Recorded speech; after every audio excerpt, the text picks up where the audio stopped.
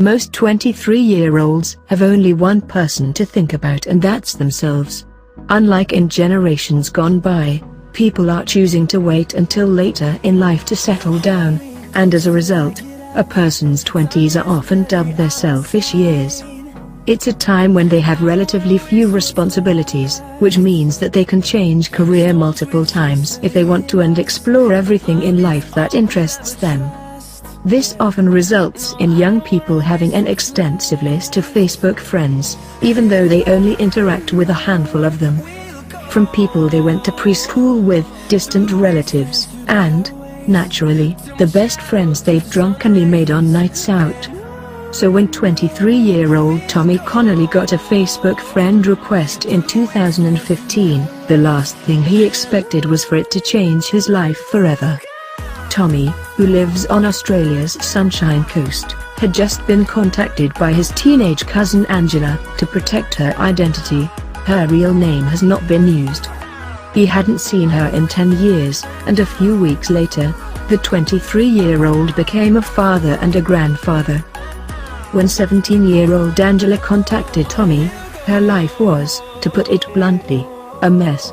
She was illiterate, had used drugs in her early teens, but stopped when she was 15, and at 16 years old, she fell pregnant. And by the time she had reached out to Tommy, she was 32 weeks along. Not only was Angela pregnant, she was homeless too, and her belongings were so few that they could fit in a backpack. She didn't even have a cell phone.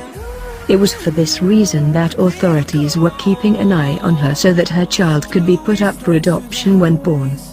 After discovering that Angela needed help, Tommy immediately drove to the homeless shelter where the pregnant 17-year-old was living and took her into his home. He moved her into his flat and cared for her during the final stages of her pregnancy. Don't worry, I'm welling up while writing this story too. I went and picked her up and she basically started telling me about her situation, which was hard for me to hear because she was my favorite little cousin when I was growing up, he told Daily Mail Australia. To my knowledge she was okay. But in reality, she wasn't at all, Tommy revealed. Basically, she was living on the streets, she became addicted to ice and was doing terrible things to get by. She didn't have anything. Angela had finished school in year 6, and her baby's father was unable to support her because he had been sent to prison. The 23-year-old said that he didn't think twice about helping his pregnant cousin and opening up his home and his heart to her and her child.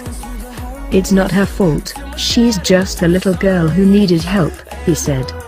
Despite the fact that Tommy had to turn his life upside down to take in his cousin and her baby, he had absolutely no qualms about it. Obviously I'm not going to let her stay on the streets, he said. Everyone likes to tell me this is such a big responsibility, but I wasn't thinking about you and I or work or anything. All I was doing was thinking that she needed me.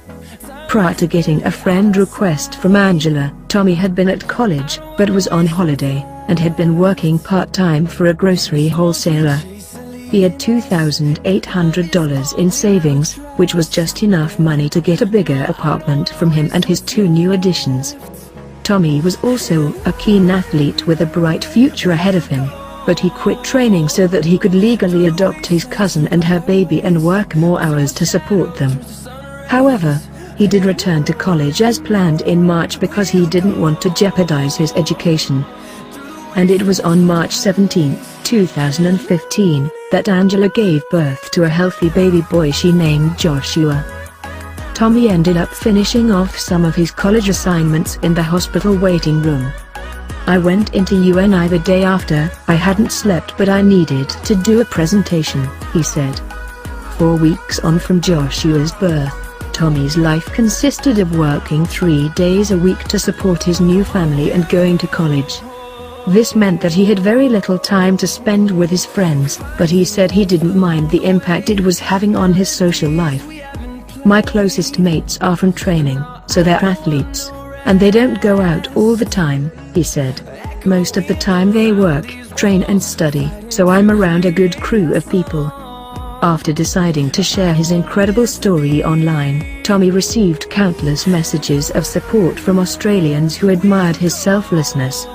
It also led to the creation of a GoFundMe, which has now closed, to ease the financial burden placed on him. "I know what I've done is a really good thing, but I feel guilty I'm getting all this attention," he said. "We've had all these messages which has made us realize there are so many other people in this situation. I don't want people to think it's a unique